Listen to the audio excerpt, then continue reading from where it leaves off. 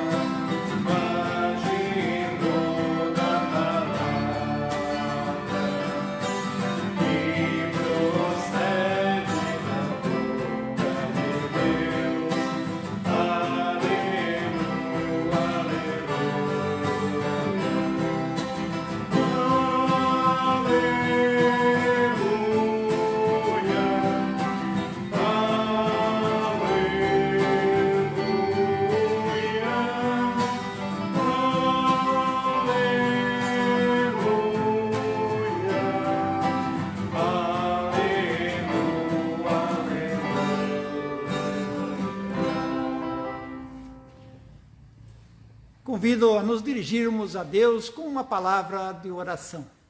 Oremos. Deus misericordioso, a tua palavra revela a nossa situação perante ti. O nosso íntimo é conturbado, vivemos inquietos e aflitos. Faltam-nos as forças para seguir pelo caminho da fé. O nosso amor é egoísta e somos inseguros na prática de perdoar e exercer a misericórdia. Além disso, quando queremos fazer o bem, somos lembrados pela tua palavra que o mal reside em nós. Te somos gratos, Senhor, por Jesus Cristo, que nos convida e nos dirige a palavra dizendo: vinde a mim todos vós que estão cansados e sobrecarregados, e eu vos aliviarei. Nós, confiados em Ti, pedimos, socorre-nos com Teu Santo Espírito. Cria e fortalece em nós a fé no Cristo. Renova em nós o amor e nos dê coragem para viver o e do perdão. Por Jesus Cristo nós oramos. Amém. A lei do Senhor é perfeita e restaura a alma. Vamos cantar este hino. Você pode também acompanhar a letra deste hino aí nos comentários, onde a Thalita sempre coloca a letra do hino para aqueles que querem, em sua casa, acompanhar este canto.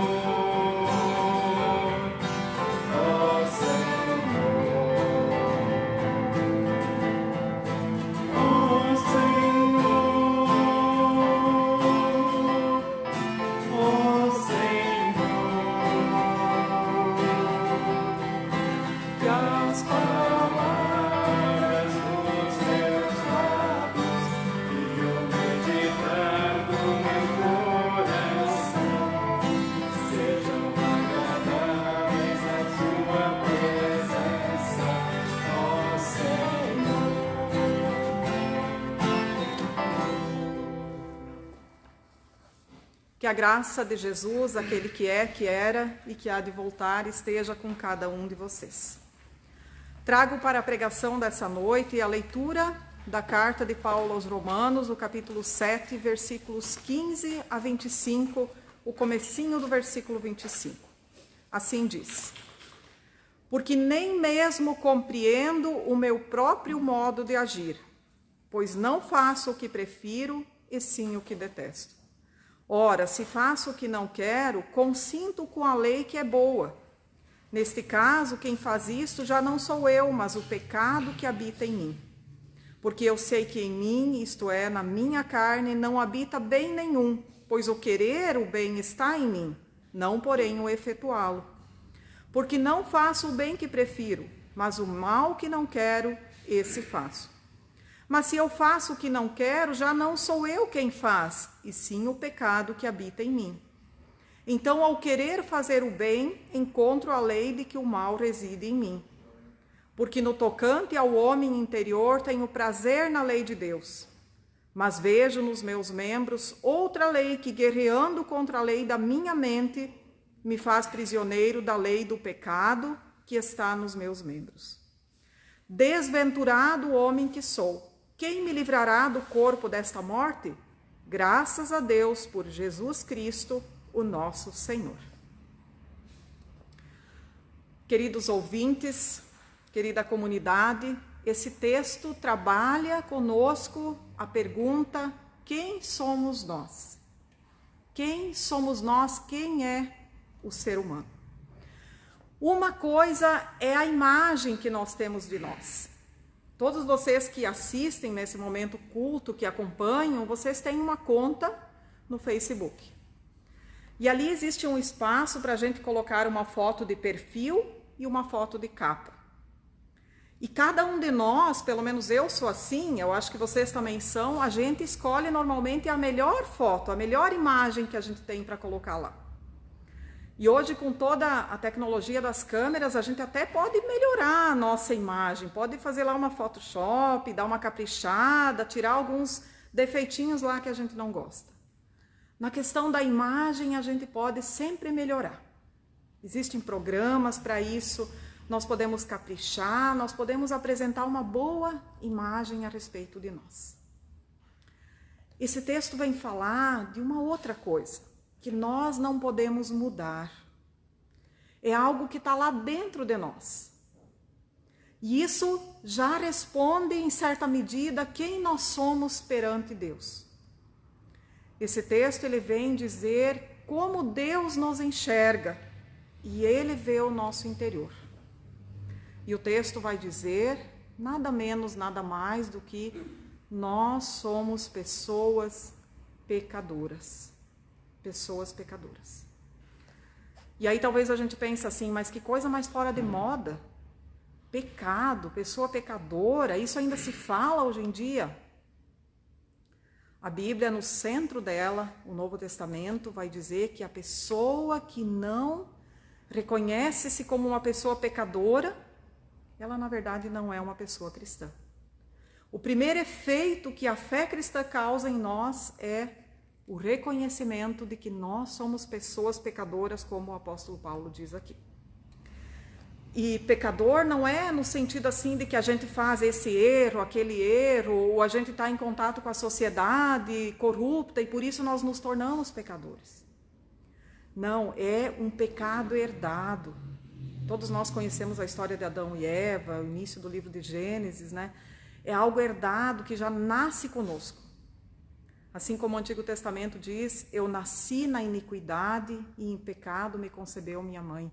Ou seja, nós já nascemos assim, nós carregamos essa condição humana de pecadores. E nesse texto aqui, o apóstolo Paulo, ele traz essa questão de ser pecador, mas não de uma maneira teológica. Ele traz esse fato mostrando um conflito por causa desse pecado que está lá dentro da vida dele, lá dentro do interior dele, um conflito existencial, a gente poderia dizer assim. Veja, eu vou tentar explicar isso de maneira bem simples. O apóstolo Paulo, ele já era um tempo cristão, ele já há um tempo caminhava com Jesus.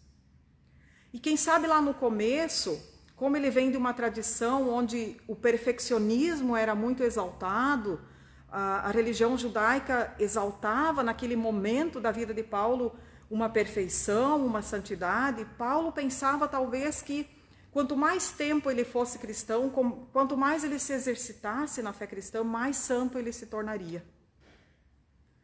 E ele chega à conclusão que a vida passa, nós nos tornamos cristãos e nós não ficamos mais santos. ele descobre nele, na sua experiência, que mesmo já tendo caminhado um tempo com Jesus, ele continua sendo um pecador. É isso que ele trabalha aqui nesse texto. E veja que interessante, ele diz ali no versículo 18 e 21, ele diz, o bem está em mim, o querer fazer o bem está em mim. E depois ele diz de novo, ao querer fazer o bem, ou seja, ele mostra aqui que ele quer fazer o bem. Ele quer se livrar desse pecado, ele quer acertar. Mas ele mostra esse conflito de que ele não consegue. Isso aqui é muito interessante porque tem pessoas de repente que dizem assim, então já que o apóstolo Paulo disse que ele era um pecador, então a gente também pode ser. A gente pode pecar à vontade, afinal de contas, porque até o apóstolo Paulo falou isso dele. Veja, o apóstolo Paulo falou isso com muito sofrimento. É o conflito que ele aqui, em forma de quase uma poesia, ele coloca nesse texto dizendo que isso é um conflito para ele, que ele chega a dizer assim, que desventurado eu sou, que pessoa sem destino pelas minhas próprias forças. Ou seja, uma pessoa que chega à fé, ela jamais vai dizer assim, então eu posso pecar à vontade. Afinal de contas, até o apóstolo Paulo dizia isso. A pessoa cristã, ela sofre com os pecados. Ela sofre com o fato de muitas vezes querer fazer o bem e não conseguir. Eu vou dar só um exemplo. Quem sabe você que me ouve também já fez várias vezes uma resolução na tua vida, dizendo assim, olha, agora, daqui em diante, eu vou ser uma pessoa que todos os dias vai ler um trecho bíblico. Muitas vezes esse tipo de promessa a gente faz no início do ano, não é verdade? A gente diz, esse ano vai ser diferente. Então, todo dia eu vou ler pelo menos um salmo, um texto bíblico. Que bom, né? Tem pessoas que fazem e conseguem, quem sabe. Mas muitas vezes já na primeira semana a gente já desiste. Não é que não tinha boa intenção, não é que não quer acertar. Mas se depara, de repente, com a preguiça, né? Com outras coisas que estão na nossa carne, no nosso corpo, com a correria do dia a dia, com o tempo, com tudo, e a gente desiste das nossas resoluções. É isso que o apóstolo Paulo mais ou menos quer mostrar aqui, o sofrimento de quem sabe o que deveria fazer, que a palavra está lá na mente, mas acaba não fazendo. Então, por um lado, esse texto ele vem dizer quem somos nós para Deus? Nós somos pecadores. Nada do que nós fizermos vai mudar essa situação. Nesta semana sofremos todos muito com o ciclone que deu, mais uma coisa difícil, né, em meio a tudo que as pessoas estão passando. E muitas pessoas se mobilizam para ajudar e devem ajudar, e é bonito de ver a solidariedade, né, que perpassa aí a vida das pessoas. Mas esse texto aqui ele mostra que nenhum bem que nós fazemos pode nos livrar dessa situação de pecadores. E aí vem a outra parte que Deus diz sobre nós. Quem somos nós? Somos pecadores, sim, até a raiz dos cabelos. Mas o versículo 24 e 25, então, o apóstolo Paulo diz, quem pode me ajudar? Quem vai me livrar dessa situação? Quem vai me livrar dessa situação em que o meu corpo, a minha vida se encontra? E aí no versículo 25 ele diz, graças a Deus por Jesus Cristo, o nosso Senhor. E aí a outra resposta de Deus de quem somos nós. Por um lado, nós somos pecadores até o fim dos nossos dias, mas por outro lado, nós temos um Jesus que nos perdoa, que não nos condena e que morreu na cruz para pagar por essa situação em que nós nos encontramos. Veja, a gente poderia dizer assim, mas como Jesus nos livra dessa situação? Paulo pergunta assim, quem nos livrará? Como ele nos livrará se como cristão nós continuamos nessa situação? Jesus, ele vem para nos livrar da condenação. Por essa situação desesperadora que o apóstolo fala aqui, poderia levar uma pessoa a achar, agora eu não tenho mais jeito para mim. Mas Jesus vem e nos perdoa, nos aceita nessa situação em que nós estamos e que nos encontramos. Eu vou contar um exemplo para deixar isso de maneira mais compreensível. Certa vez um agricultor, ele andava no seu caminho e ele então carregava nas suas costas um saco com os produtos que ele havia colhido. E ali ele caminhava com aquele fardo pesado nas suas costas. Ele ia para casa. E no caminho então passa um outro vizinho dele com uma carroça, andando naquele caminho. E aí o vizinho dá uma carona para ele. E ele sobe atrás na carroça, senta ali, mas ele não larga o saco das costas. Ele deixa ali o seu fardo e segue então em cima da carroça na sua carona. Muitas vezes nós pensamos que vida com Jesus é assim, a gente continua carregando aquele fardo, a gente continua achando que nós temos que fazer alguma coisa para perder.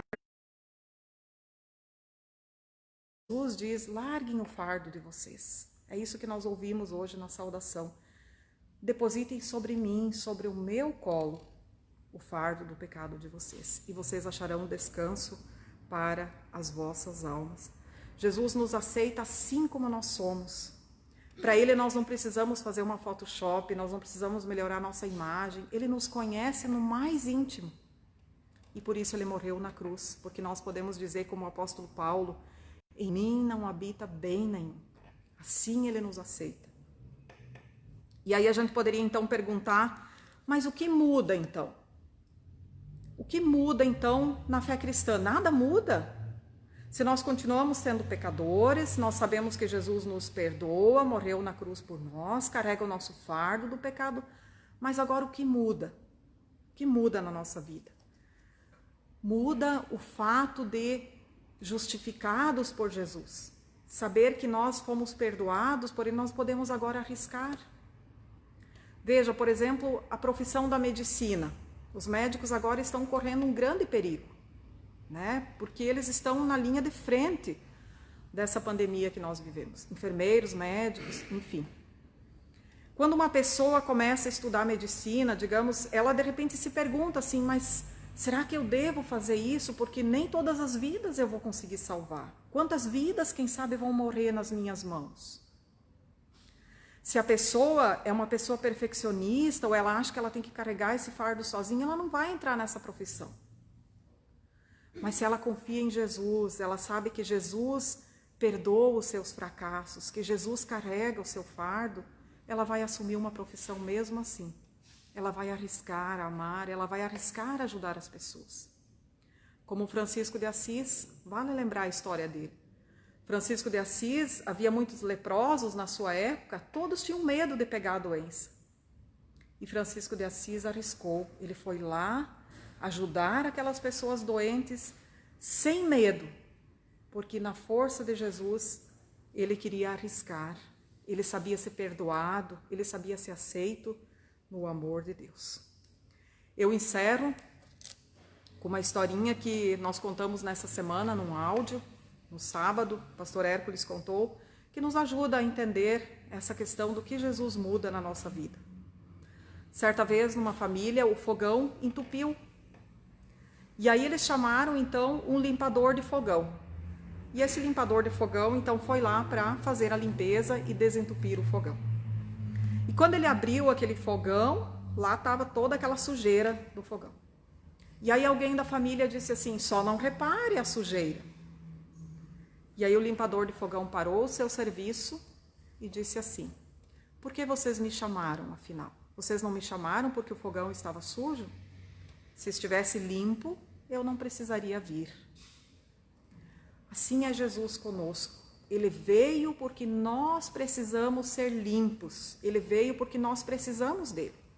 Se nós já fôssemos limpos, sem pecado, Jesus não precisaria ter vindo. E ao vir o nosso encontro, ele vem uma vez, limpa a nossa vida, né, através da sua palavra, através da sua ceia, quando ele nos dá o perdão. Mas no dia seguinte, quem sabe o nosso fogão vai sujar de novo. Né? Nós já vamos acordar e quem sabe já vamos perder a paciência, já vamos gritar de novo e o pecado já vem de novo. Então, esse fogão precisa ser limpado de novo. Por isso, a palavra precisa ser ouvida de novo. A ceia precisa ser tomada de novo, eu preciso comunhão de novo, porque eu preciso que Jesus haja novamente na minha vida.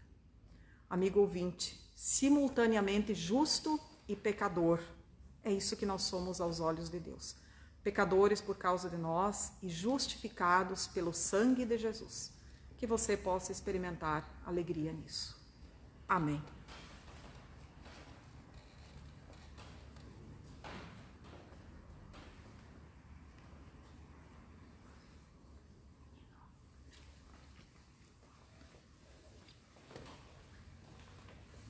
Vamos cantar agora o próximo hino. Convido aqui a equipe de música. Ontem, hoje e sempre.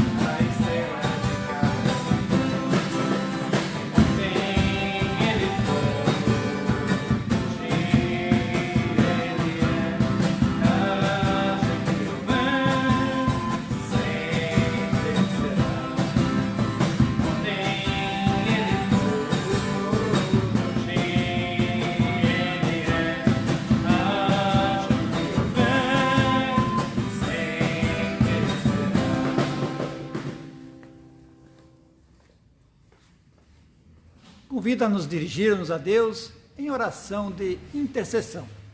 Oremos. Intercedemos pelas pessoas que se dedicam à solidariedade, para que suas ações contribuam no socorro daqueles que sofrem. Intercedemos, Senhor, pelas eleições que irão ocorrer, para que sejam eleitas pessoas íntegras e responsáveis na aplicação dos recursos públicos para o bem do nosso povo. Ouve nossa oração e atende a nossa súplica.